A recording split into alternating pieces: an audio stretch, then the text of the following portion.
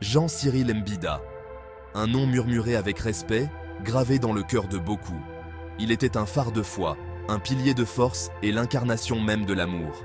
Sa vie, bien que simple en apparence, a touché d'innombrables âmes.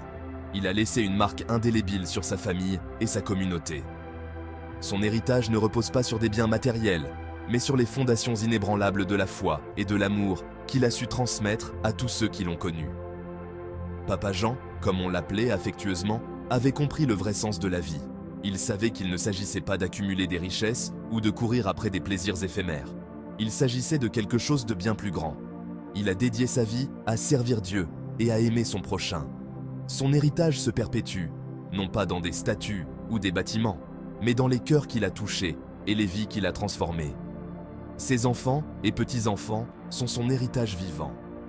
Ils portent ses enseignements et ses valeurs dans leur cœur, s'efforçant de l'honorer dans tout ce qu'ils font. Ils sont un témoignage de la puissance d'une vie vécue avec détermination et amour. Les graines de la foi qu'il a plantées continuent de fleurir. Elles portent leurs fruits dans la vie de ses descendants, assurant ainsi la pérennité de son esprit. L'histoire de Papa Jean n'est pas seulement celle du parcours d'un homme, c'est celle du pouvoir durable de la foi, de l'amour et de la famille. C'est un témoignage de l'impact qu'une seule âme peut avoir sur le monde. Sa vie nous sert de phare, nous guidant vers une vie ancrée dans quelque chose de bien plus grand que nous-mêmes. Jean-Cyril Mbida est né le 24 avril 1937. Sa vie a commencé dans un monde bien différent de celui que nous connaissons aujourd'hui. Dès son plus jeune âge, il a fait preuve d'une profonde connexion avec sa foi.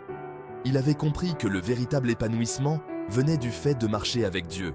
Sa foi n'était pas seulement un rituel dominical, elle imprégnait chaque aspect de son être. Elle guidait ses actions, façonnait ses pensées et définissait ses interactions avec le monde. Il trouvait réconfort et force dans sa relation avec Jésus-Christ. Cette foi inébranlable allait devenir la pierre angulaire de sa vie. L'engagement de Papa Jean envers son Église était indéfectible. Il était un membre actif de sa communauté, toujours prêt à donner un coup de main. Il croyait au pouvoir de la communauté et à l'importance de se soutenir mutuellement.